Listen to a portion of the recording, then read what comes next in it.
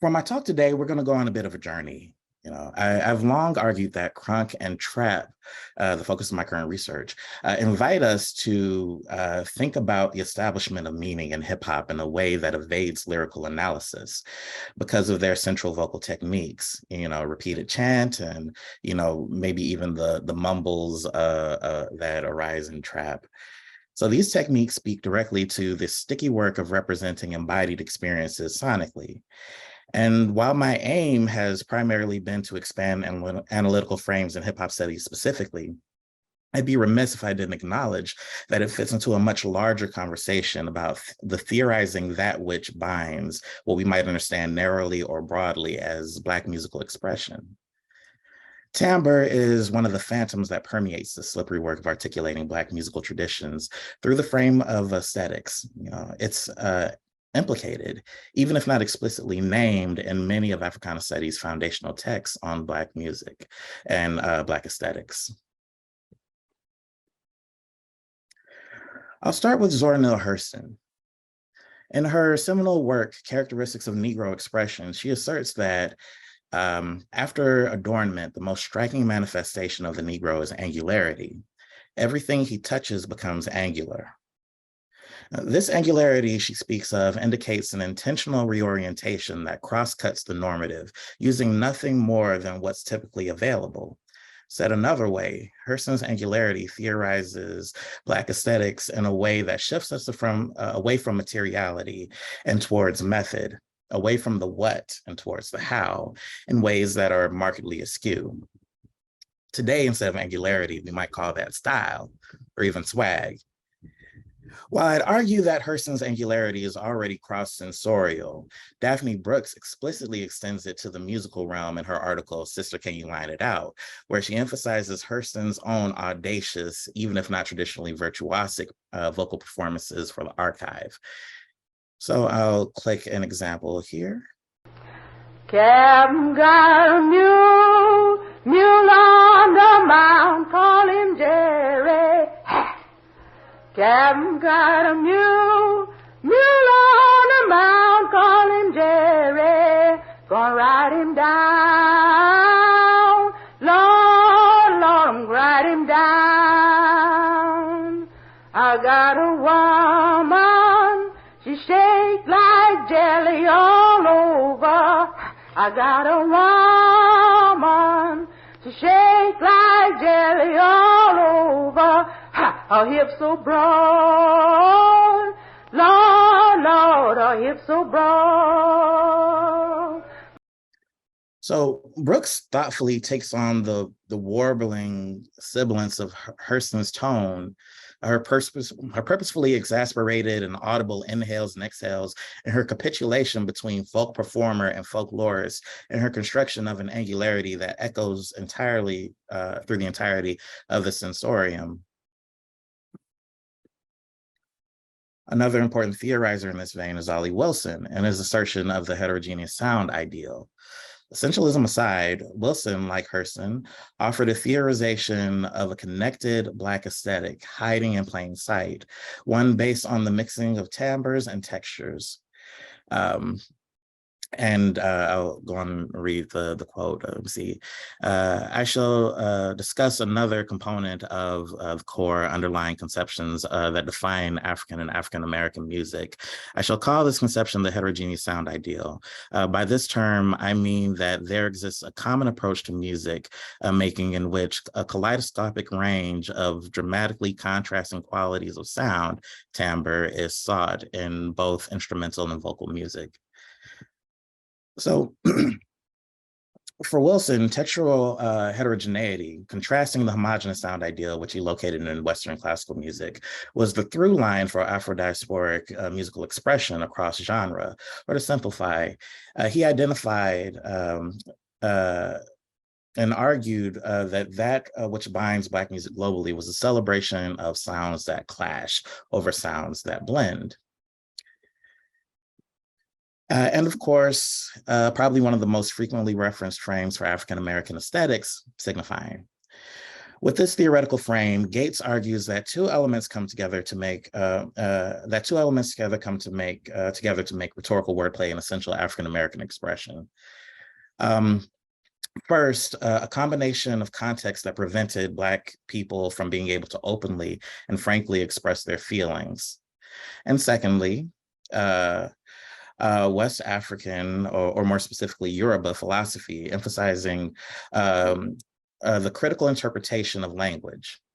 Together, Gates argued that these created an African-American vernacular that avoids straightforward semantic analysis. Or to restate, Gates' intervention asserts that Black language plays on multiple levels of interpretation and takes advantage of Western analytical tendency to apply literal interpretations to utterances in order to hide meanings in plain sight. Here, I don't have a quote. The definitions of signifying are very dense and slippery, but I do have a chart here that visually represents how he discusses signifying. So on the x-axis, we have literal interpretations or a semantic analysis of an utterance. And what cross-cuts that is all of the possible meanings that each of those words could have that allow people to kind of double speak by saying one thing. Samuel A. Floyd bends this frame into musical analysis in his influential text, The Power of Black Music. For Floyd, the wordplay of signifying directly parallels the ways that the compositional and improvisational processes that permeate Black musical history transform both structure and meaning through style, repetition, and temporal play. But how does that get us back to the body? As an entry point, I'm persuaded by Fred Moten's multivalent analysis of Frederick Douglass's account of his Aunt Hester, cruelly beaten before him as a part of the mundane fabric of enslavement. In response, all Aunt Hester could do was release a visceral scream, part protest and part prayer. Moten's take is nuanced and complicated, but an essential takeaway and the question he confronts us with is, if music is an expression of our subjectivity, what do we make of music that speaks to histories of literal objectification? The experience of Aunt Hester and many like her existed in a paradoxical space, not unlike what W.B. Du Bois theorizes with double consciousness, seeing yourself through the lens that casts you as an outsider. In short, in addition to the violent, even lethal social repercussions that made frank expressions an impossibility for African Americans through most of the nation's history, the very tools of meaning making, our vocabularies, our established cultural gestures, et cetera, our tools in the West fall short of describing marginal experiences. And why wouldn't they? They were never designed to convey those experiences, the ideologies, ontologies, and perspectives of, quote, objects. So Moten forces us to focus on the contours of the scream itself, simultaneously inaudible and immutable in the pages of the book. In the break of the voice and the shaking and the bending of a cry, this is where he sees the aesthetic center of African-American music that expresses something essential but ineffable.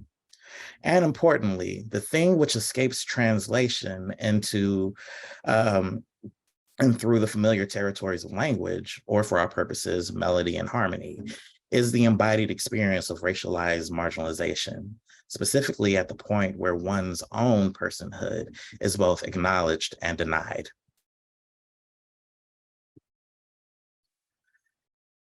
I'm gonna, briefly, on that note, take us back to Zora for a moment. In Mules and Men, she has this one quote, the Negro offers a featherbed resistance. That is, we let the probe enter, but it never comes up. It gets smothered under a lot of laughter and pleasantries. The theory behind our tactics, the white man is always trying to know into somebody else's business. All right. I'll let him I'll set something outside the door of my mind for him to play with and handle. He can read my writing, but he sure can't read my mind. I'll put this play toy in hand and he'll seize it and go away. Then I'll say my say and sing my song, end quote. That was in 1936. So Hurston's notion reinserts agency. That in addition to words failing, there's merit in Black vernacular histories in maintaining elusiveness and mystifying Black expressions for both the protection and for forging space for things like celebration and relaxation in a world that has not freely extended them to Black people. In other words, an investment in centering elements that outsiders disregard as inconsequential, a kind of hiding subversive meaning in plain sight, which in a way bridges the theoretical underpinnings of signifying and the screen.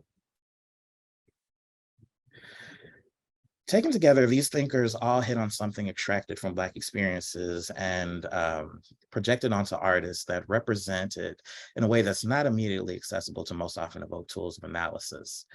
This theoretical space is filled with ideas that are often both slippery and intuitive, like groove and soul.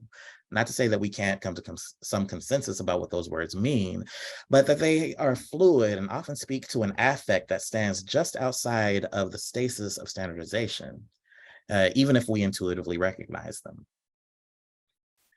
So given Timbre's existence on the fringes of the melody, harmony, rhythm-centric music analysis world, it's a uniquely fruitful frame for discussing these equally elusive concepts that have become so important in Black musical expression. We already discussed timbre as a consequence of the body, whether we're talking about the inherent acoustics of the body of an instrument or how we assign certain sounds to certain human bodies. We are also well acquainted with the idea of weathering, that weathering on those bodies has an impact on the sound.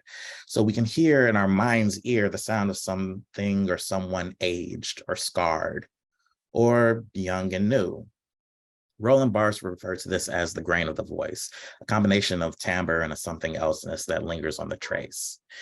Where I want us to venture is a space where timbre becomes a central site of meaning making in Black music histories, specifically because of its capacity to represent experiences that remain ineffable, either because of the tools of direct expression within hegemonic cultures fall short of representing marginal experiences, or because folks on the margins have a vested interest in making their expressions legible to those who share marginal experiences and illegible to those beholden to centered ontologies. There's been exciting work out there in this lane in recent years. So for instance, Nina Eitime's book, The Race of Sound, listing timbre and vocality in African-American music really takes to task this notion that we can hear race in the timbre of the voice. Marty Slayton has done research on vocal technique in the Fifth Jubilee Singers, which itself is grounded in demonstrating African-American respectability. And might I add, this was a vocal technique that was running far and fast from heterogeneous sound ideals. So, again, slippery. Alicia Lola Jones, in her book Flaming, The Peculiar Theopolitics of Fire and Desire in Black Male Gospel Performance, specifically tackles the identity politics affixed to Black male sopranos and countertenors in gospel. And Jafari S. Allen, in his There's a Disco Ball Between Us, brings the focus to sibilance, or the shimmery sound that we associate with cymbals and bells, and sonic representations of Black queer identity. But one of the through lines, which my talk today also builds on, is that very often there's important social, political, and identity work happening beyond the boundaries of melody, harmony, and rhythm, and we owe it to ourselves to pay attention to it. So this is where I shift from a very broad theoretical discussion to a more pointed one. So let's get to hip hop. We might consider first the compositional interventions of hip hop. To break down what could yield a very long, in-depth conversation, I'd like to highlight a few important shifts. One, looped sections of pre-existing recording as a primary harmonic element. And very importantly, that looping is based on technological mediation. Two, the exploration of aesthetic dimensions of recording and playback technology. So for instance, the instrumentification of the turntables and the aesthetic value of record scratching. The decentering of melody and emphasizing speakerly performance, centering rap. And while it started out with interjections and couplets, it quickly shifted to poetic virtuosity as the standard of excellence. This last point is important because it gets supported by an aesthetic philosophy, namely that your argument goes, we gave up pitch specificity and vocal dexterity, virtuosic singing, to make space for lyrical complexity. And I'll go on and add giving up teleological composition structure to that, even though, popular music had given that up a long time ago, it's worth mentioning. So some hip hop theorists would go as far as to assert that the music stands in the way of the meaning. In her book, The Hip Hop Wars, Trisha Rose warns us to beware of the funk, not to get distracted by the catchiness of the sound when we're evaluating meaning and content. But sometimes the funk is the thing. It's not just what makes potentially offensive messages more palatable. It holds central importance in the work that the song does. So when it comes to our first couple of decades of hip hop studies, there was a hyper focus on lyrical analysis. And you might have gotten the occasional exploration of the ethics of sampling, the process of DJ scratching or compositional processes and freestyling, improvisational processes and freestyling. But for the most part, hip hop studies was founded on the semantic analyses of lyrics and interpretations of politics. And as important as this work was, it missed a lot related to the sound. About 20 years ago, we got our first waves of hip hop musicologists. Folks like Adam Crims began establishing tools for analyzing the music structures of hip hop. And since then, we've gotten great work by theorizers like Kyle Adams, Ben Dwinker was here, Mitchell Reiner, and much more coming down the pipeline. And speaking of coming down the pipeline related to today's discussion, shout out to Sarah Lindmark, who fairly recently wrote a thesis on timbre and the underwater effect in hip hop beat production at UNC Chapel Hill. My own work focuses on the socio-political and aesthetic gestures in Atlanta hip hop party culture. When I first began, there was very little work on Southern hip hop, nothing discussing its sound or performance. The few mentions I found in Crunk music flat out suggested that the music was deficient, regressive, and lacking in intention. So that led me down a path of addressing its unique approach to hip hop and the context in which it developed. But the thing I kept returning to was the battle over the right to freely occupy space and the politicization of bodies in certain spaces. So that takes me to Atlanta's history regarding that. The city of Atlanta has a unique history when it comes to race and access to public space. It simultaneously represents a long-held Black middle class going back at least a century, producing leaders like Martin Luther King and housing world-class universities aimed specifically at nurturing Black excellence like Spelman and Morehouse. And yet, the city's history is intertwined with the long shadows of the slaveocracy and the Jim Crow South. Now, I can go on and on about the nuances of that duality, but I'll concentrate my discussion on some of the significant experiences of Atlanta's first hip-hop generation. So we're mostly looking at folks born in the first decade after the civil rights movement of the 1960s. The landscape this generation of Atlanta hip-hoppers inherited was fraught. In the decade before, the city of Atlanta went from de jure segregation to de facto segregation, fueled by patterns of white flight. So there was quite a bit of emphasis on tension, surrounding Black navigations of public space, especially regarding spaces where they would have been legally ejected from just a generation earlier. And I won't go into much detail, but there's actually an incident sometimes referred to as Atlanta's Berlin Wall or the Peyton Wall incident that perfectly captures the tension in a post-segregated Atlanta. This context permeates the music that grew out of the Atlanta hip hop scene and informs how music makers imagine their audience, the context in which their music would exist, and the socio-musical work it would do. So what follows is a brief sketch of 4 moments with unique implications for how race bodies, embodiment, movement, etc., were constructed, policed, and subsequently evoked in composition. So imagine entering a roller rink in the 1980s. Maybe it's called Jelly Bean or the Golden Glide. There's loud music echoing despite the density of the crowd. In a raised booth located just beyond the polished rink floor, a DJ plays a mix of popular hip hop and R&B that keeps the crowd of young people zipping around the rink. Other people talk, dance, sit on the sides, chatting, laughing. As you look out, you see some people in attendance are dressed alike, almost like a fraternity. Maybe one of these uniform groups goes out into the roller rink and they start doing a routine on skates, moving with perfect synchronicity.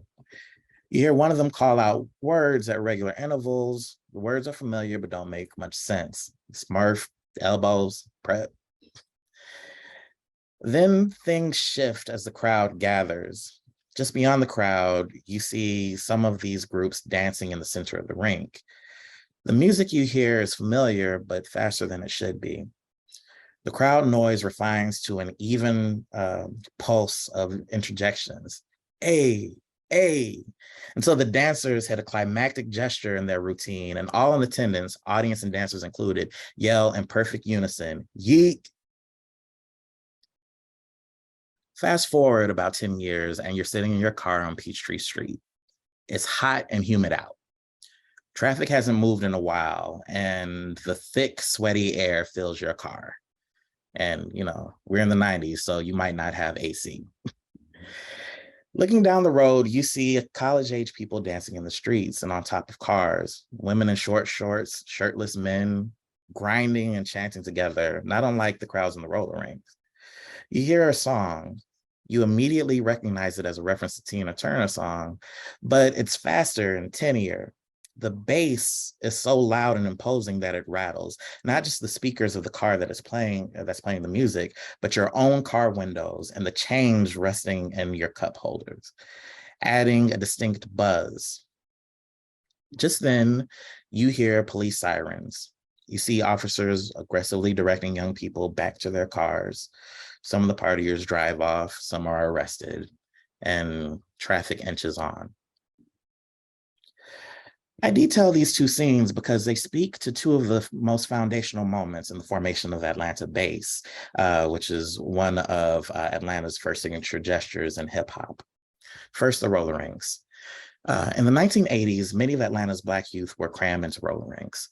And there are several factors that led to Atlanta's vibrant Black roller rink community, including the rise and fall of roller disco in the 1970s and patterns of white flight. But the first thing, and the important thing I want to bring attention to, is the case of the missing and murdered children of the late 70s and early 1980s. So dozens of Black youth went missing or were murdered for a time, and nobody was sure why. Some believed it was a white supremacist attack on the next generation. Some thought it might be sex traffickers. Some believed that it was the police themselves taking aggression out on vulnerable populations and covering up the evidence. Many of these communities felt that the city's response was too apathetic, and certainly public officials were recorded referring to the victims as hustlers and runaways who were ultimately responsible for their fate. This also increased policing, so they enacted strict curfews that were enforced in Black neighborhoods under penalty of detainment or possibly legal troubles for parents. The case was closed when Wayne Williams was arrested and labeled a serial killer, having all of the deaths attributed to him, though it should be noted that he was only officially convicted of 2 murders out of the dozens of people whose murders were attributed to him, and that the case was reopened in 2021. So I bring all this up because during this time, young people in public were potentially faced with either being detained by police for their own protection, or asterisk, or literally disappearing. So roller rinks became a viable alternative space for safe public play. In a city that sought to restrict rather than protect Black youth during the crisis of missing and murdered children, roller rinks were one of the few places where the Black youth of Atlanta could express a sense of agency in defining space and cultural particularity. They created a competitive skate dancing crews that they'd move in who would move in semi-improvised unison, showing off their style and athleticism. So with some time, the skate dancing in the roller rinks yielded to a stylized, unskated dance style known as yeeking. The word yeek came from one of the interjections the crowd would chant. This dance style carried over a lot of the moves from skating. So they kept the synchronicity, most of the dance moves, the left to right movement, motion that kind of comes along with skating. So we get this image in our minds. We're going to play a bit of some archival footage of people yeeking.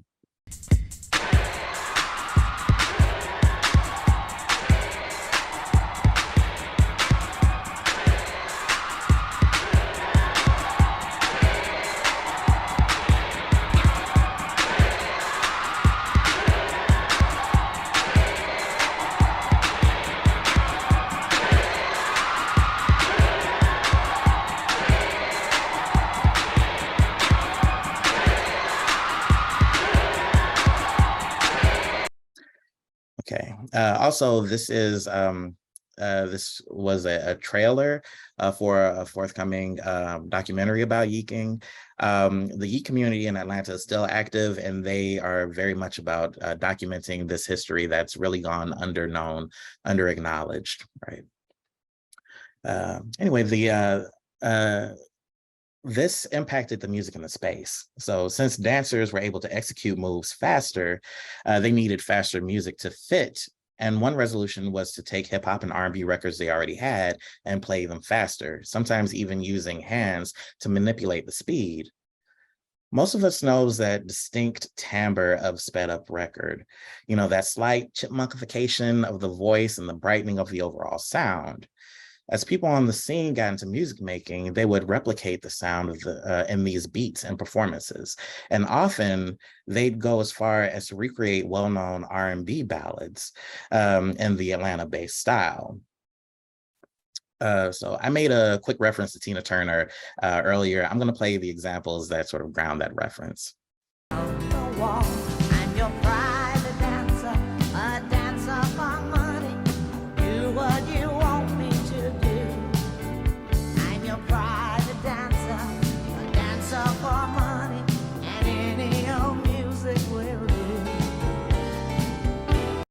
All right, so we have Tina Turner's Private Dancer, and I'm going to play an example of an Atlanta-based version by somebody I know, Mel, who actually just entered the room. So hey, Mel.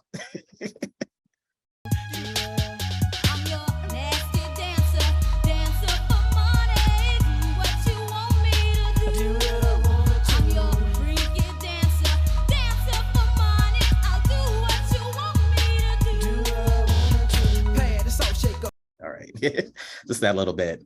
So as you can hear, Nasty Dancer is obviously faster, but the way that the artist Mel performs it, retaining elements of Tina Turner's unique timbre at a higher register approximates the sound a Private Dancer might have if it were sped up.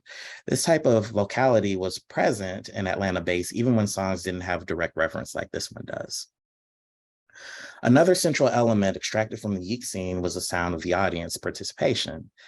So the excited chanting that surrounded the dancers and marked specific movements became a compositional mainstay in bass beats.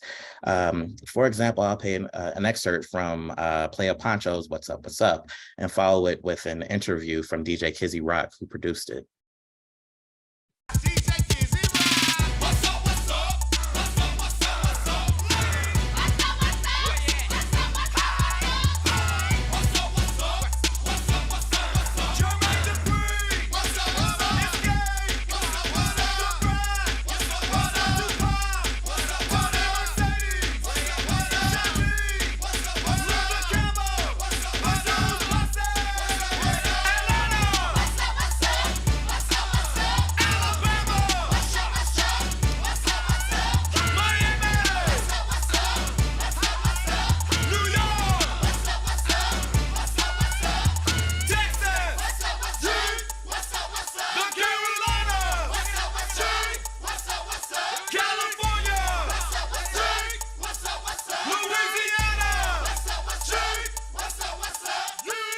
That's what's up.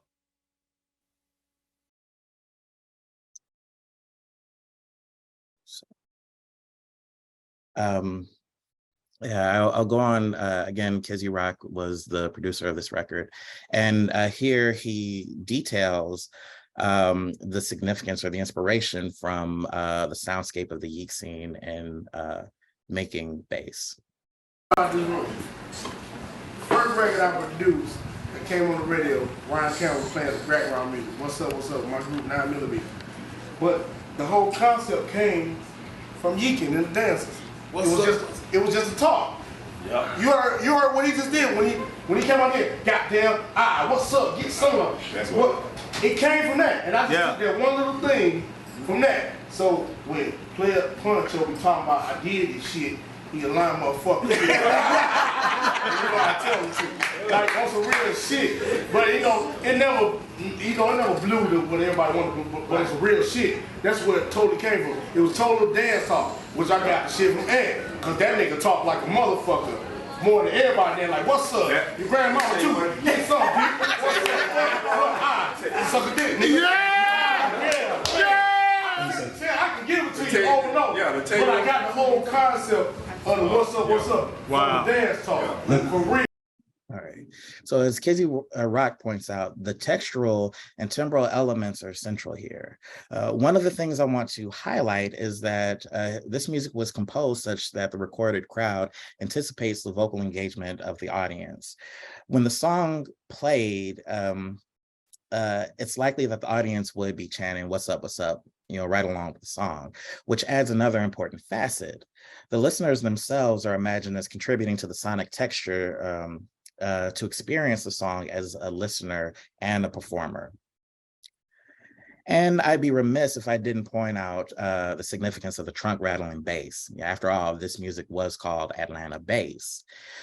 I'm faced with a bit of a conundrum here because no matter what I do in this presentation, I can't replicate the timbre of the booming bass. Even if I could somehow play with your equalizers from where I am, and the likelihood that the speakers that you're engaging with right now are physically capable of the kind of volume and power that can shake the walls of your home and fill your chest, it's pretty unlikely. And that's without even getting into the rattling of the glass and metal of the car, But these music makers certainly took this into account as they composed these beats. So some would call bass amplified in this way distortion, but the imposing nature of the bass and the sonic elements of this music was absolutely intentional. A musical response to the politics of silence and aggressive policing that were happening. So to fill this out a bit, I want us to recall the second scene I described, when you're stuck in traffic and there are people dancing in the street. That was a reference to the bygone Atlanta Black College spring break event, Freaknik. So to give further context, Freaknik was one of several Black youth vacationing events that started in the 1980s.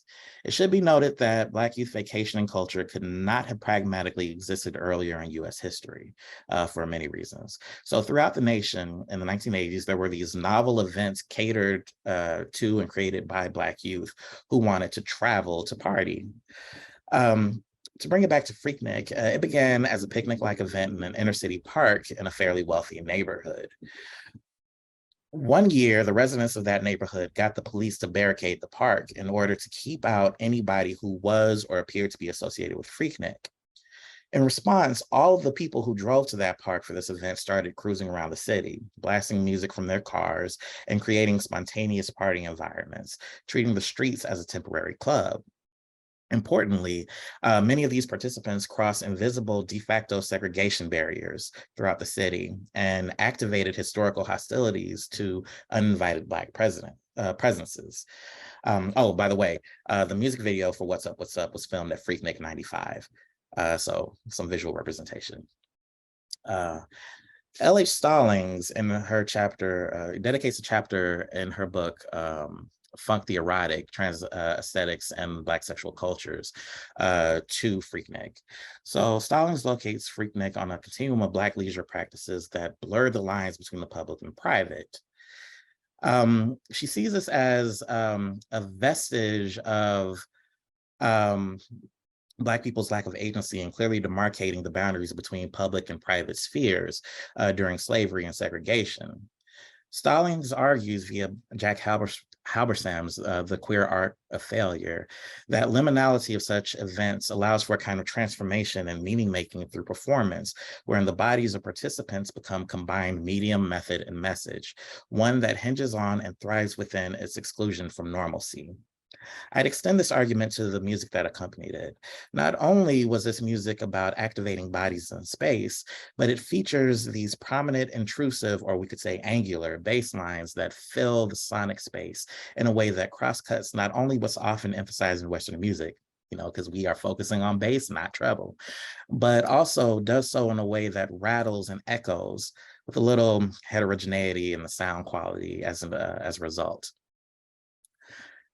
In the 1990s, we get both the peak of Freaknik's popularity and of the moral panic surrounding it. Several policies criminalize the behaviors associated with Freaknik. So, for example, cruising or loud music.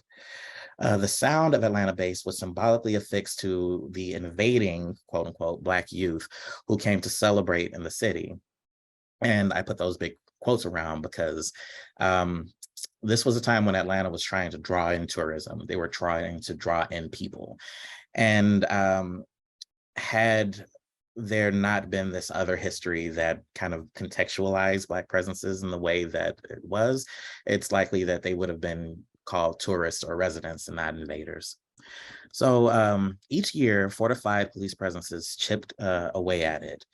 And the music was composed as a meta response, a performative assertion of belonging in public space, created specifically to disrupt the status quo. I'm going to bring in some images here.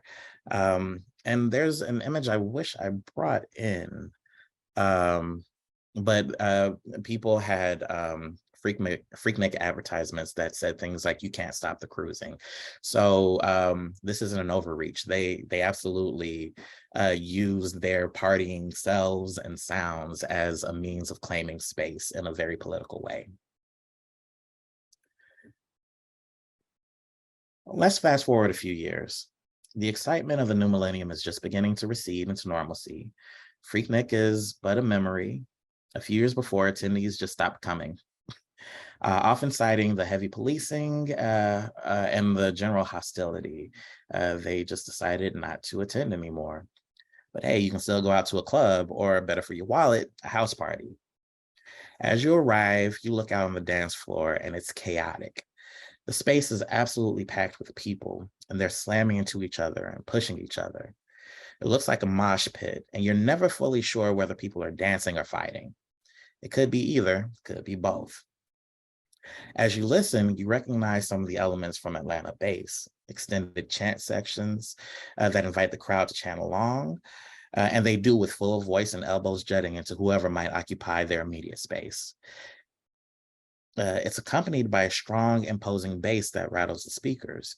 But beyond that, it's not too familiar.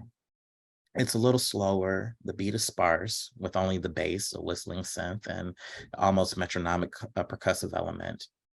The overall feel is darker compared to Atlanta bass, with moody dissonance. As you listen, you notice there hasn't been an extended rap solo, only chanting. And those chants from the recording and from the dynamic crowd make the room feel dense with sonic stuff, mirroring the ways that the crowd fills the physical space with their boiling, barely contained crowd. So Freaknik gets extinguished by policing and policy, which also has an impact on Atlanta's Black youth party culture year-round. This music, the music made for the scene begins to change. It becomes darker and sparser. And while the party isn't happening in the streets like it once did, there's still this sense of using music and dance to fill up space. This is how Atlanta's crunk scene begins. And I should point out that Atlanta arguably can't be credited with the invention of crunk style. For that, it's most likely Memphis, with groups like 3-6 Mafia using these brooding beats and extended chant sections in the local horrorcore scene. By the way, R.I.P. Gangsta Boo.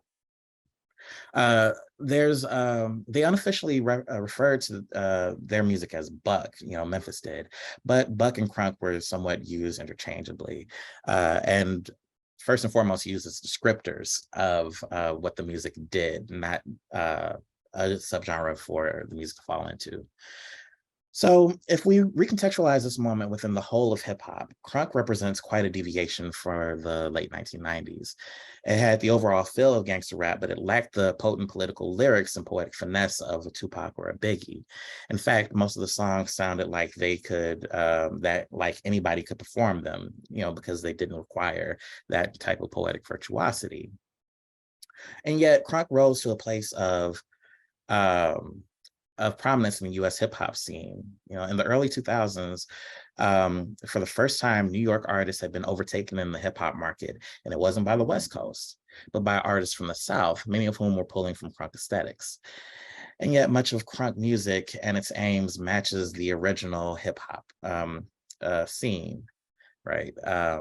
I won't get too much into that, maybe in the Q&A. I'm gonna play an example of an early crunk song.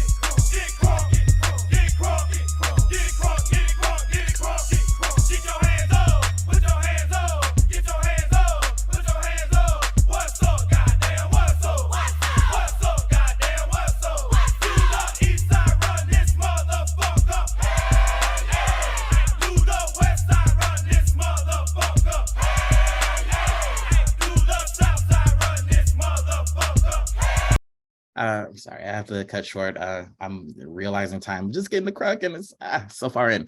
A couple of things I want to point out.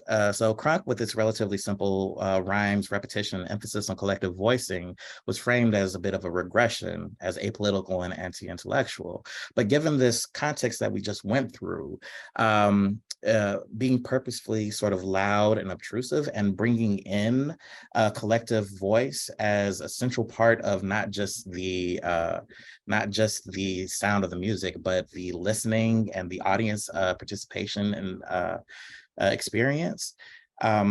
It presents a continuation of that same sort of political intervention. And of course, one central facet of crunk is the scream, the full-throated, almost growled scream. Yeah!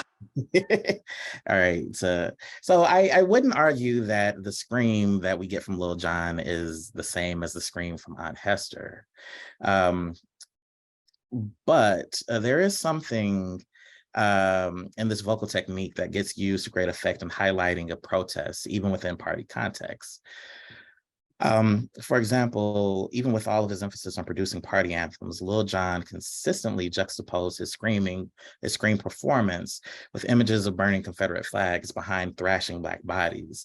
It's a pretty potent political, gesture for an artist who's often disregarded as apolitical. There's a dimension of Lil Jon's angular vocality, inviting people to party specifically to spite oppressive forces. And he's not alone. Similar performative and thematic gestures are found in the repertoire of Atlanta artists like Pastor Troy, Ludacris, Bone Crusher, and certainly in artists in proximal, spaces that maybe aren't centrally crunk, but proximal to them, like Outkast and Goody Mob. Recreating the experience of getting crunk coupled with the physical element, the thrashing cathartic body, produces a complex communicative exchange. Not only are listeners engaging with their immediate surroundings, they are effectively engaging in call and response or vocal antiphony with dictated by a sonic element constructed in another place and time. Again, for the sake of time, I'm going to skip forward a little bit and shift gears. So instead of painting a portrait of the original scene like I did before, I want to bring up a discussion that happened in my music and culture of hip hop course just this past semester. So I had some students who got in a very heated argument. One side said that trap is bad hip hop, it's bad music. And it's, and he cited the inarticulation of mumble rap. And I had another student who said, no, you just don't get it. This argument was divided on racial lines. I think that's important. I don't think that necessarily settles their positions, but it was an interesting thing to notice. But one student said, well, you know, if it's the sound, it's the quality, it's all of these things that they're using voice to create this texture, this sound. And the other student said, well, if that's the case, then it's just EDM. The opposing student said, well, no, it's not EDM. So both of them are drawing clear lines between electronic dance music and trap, but and it's an evaluative line, right? That hip hop is for them held much closer, you know, as much more important than EDM. But they drew very distinct lines about what those genres encompass, excuse me. So trap is new territory for hip hop studies. I have no doubt that there is some young trap theorist coming down the pipeline who grew up listening to trap and is finally attuned to its contours and just waiting for the platform to share their analytical insight. I didn't grow up with trap, so forgive me if my take shows my age. But it seems to me that the compositional and performative approaches of trap signal an aesthetic shift, an intentional and inescapable emphasis on timbre and texture as a representation of experiences that may not be indicated in the lyrics themselves. I'm going to play a quick excerpt of a Young Thug song, Stoner.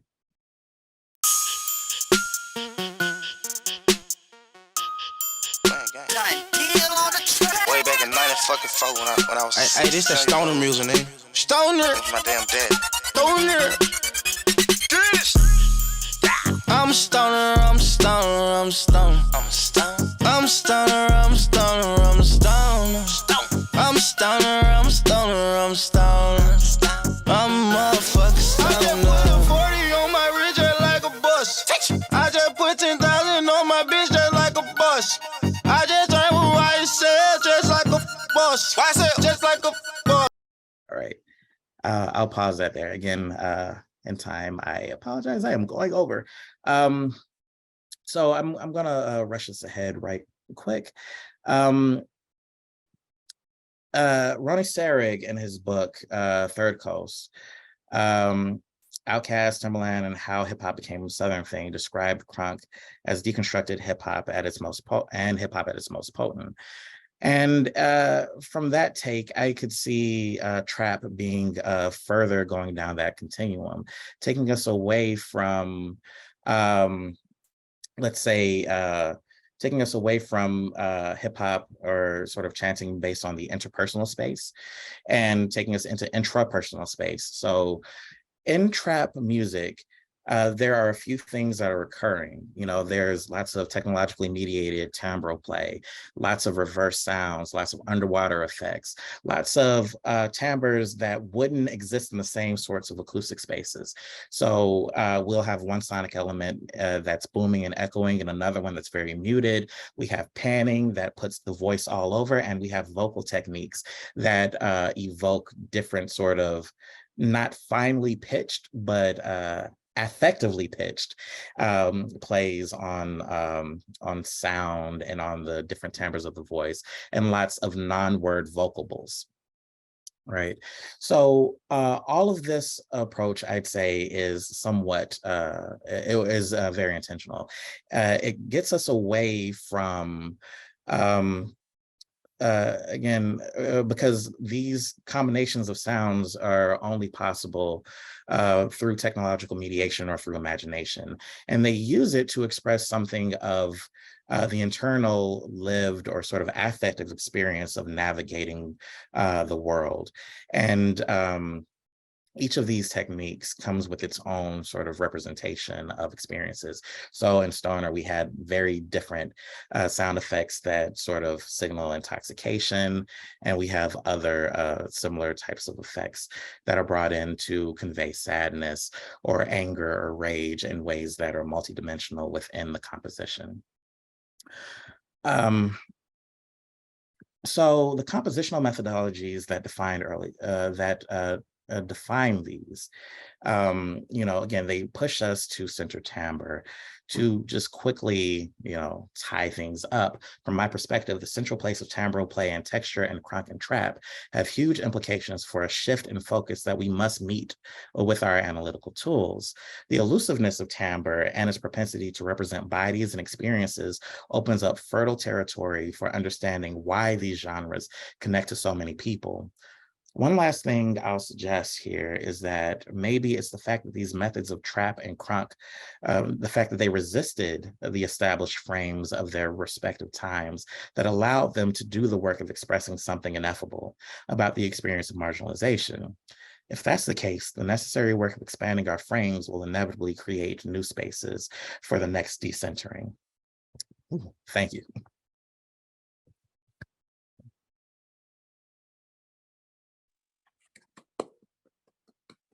Thank you so much, Kevin. I really, really appreciate it.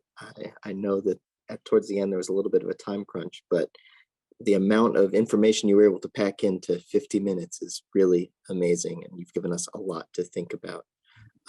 If you don't mind, we'll stop the share and invite people to show themselves, and please feel free to use the raise hand function if you'd like to ask a question, or if you're more comfortable, type it into the chat. But big round of applause again. It was really a wonderful presentation. Yes.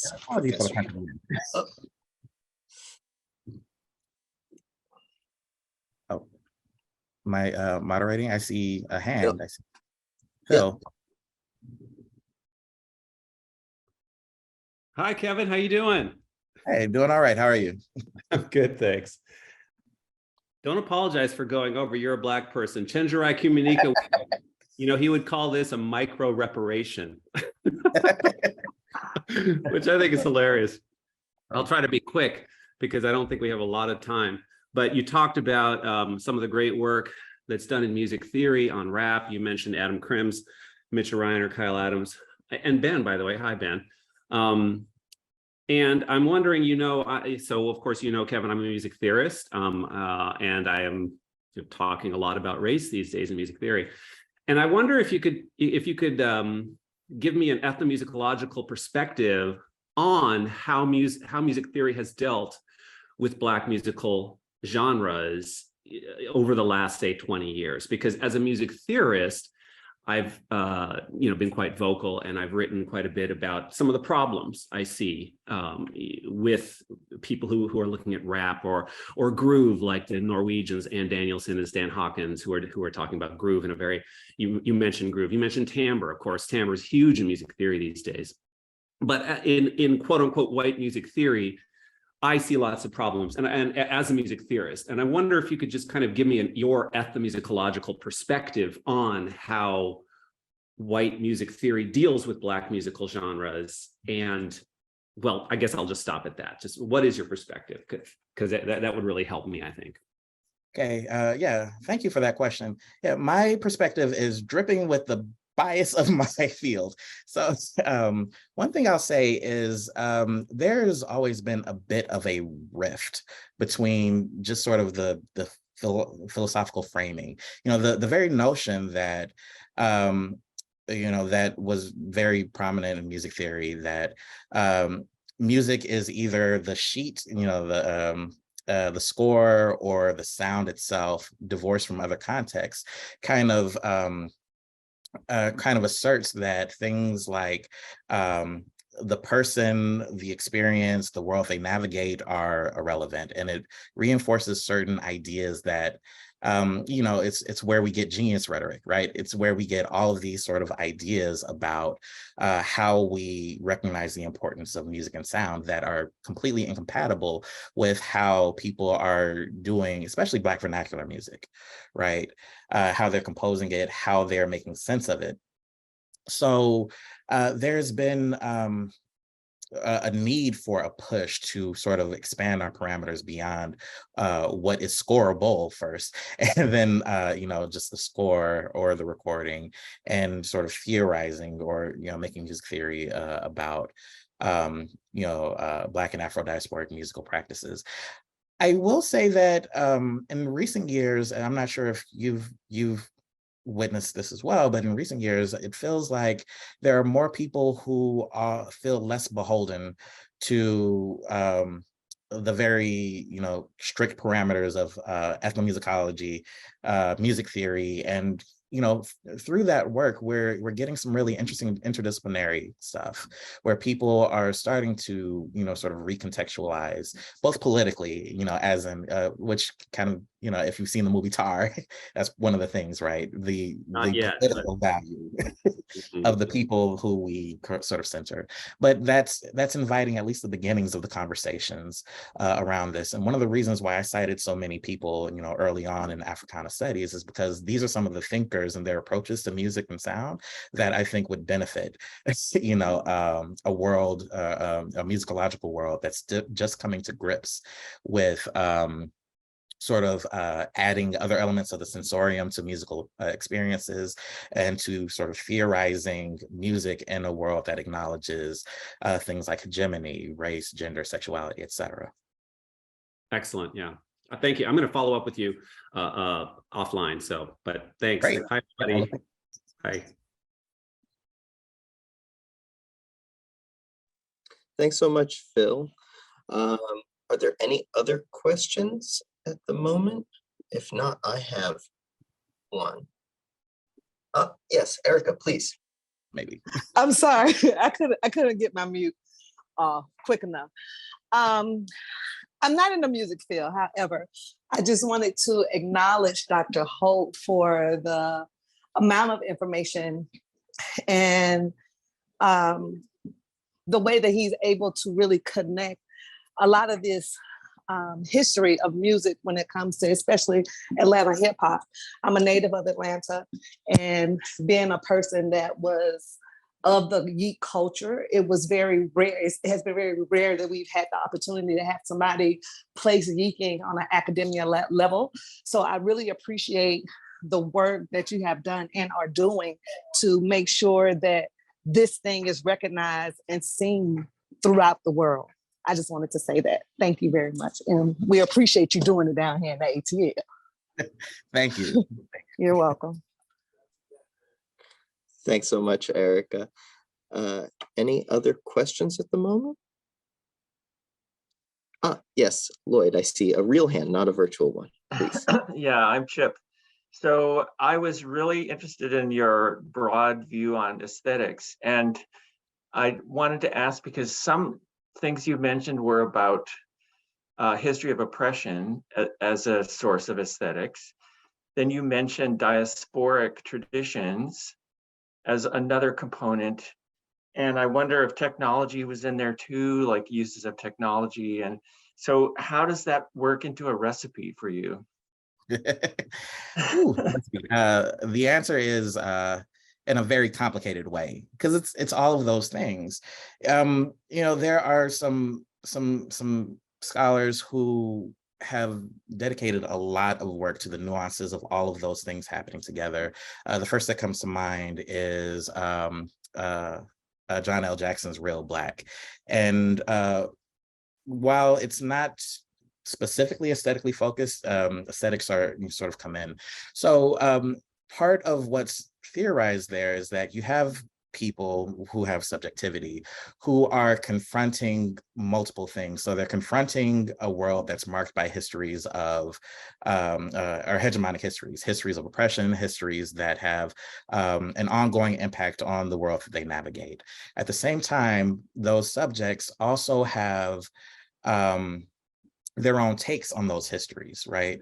So they are pulling from the things that represent authentic Blackness to them, and that informs how they express, or what is emphasized as either authentic or aspirational. And then that's impacted by, in sort of an in between those things way, what people practically have access to. Right. So so if we, in a hip hop way, all of those things kind of come together in the formation of hip hop. And we get, good work about that from Trisha Rose, from Mark Katz, where they talk about how the Bronx was on fire because people were literally setting fires for insurance claims, slumlords. You had people who were dealing with economic oppression, social oppression, right? Who, weren't given easy access into sort of upward mobility, right, as a part of their mundane experiences that they wind up pushing back against with things like graffiti, with things like creating street parties.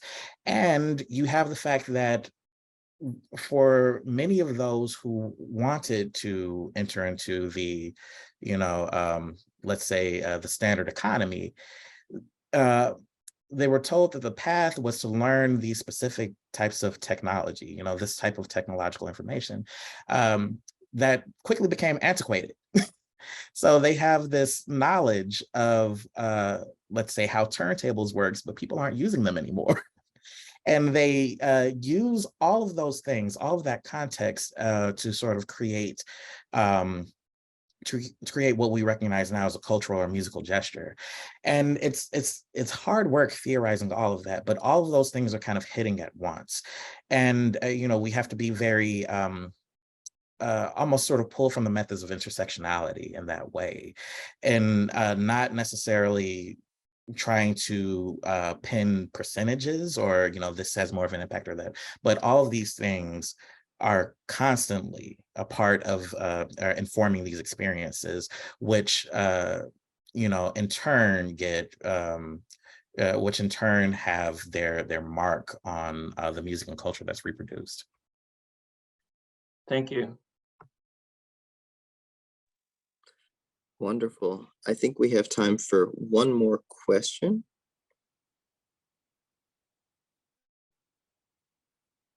All right, well, I will bite. I'm really struck by the juxtaposition between crunk and trap at the end.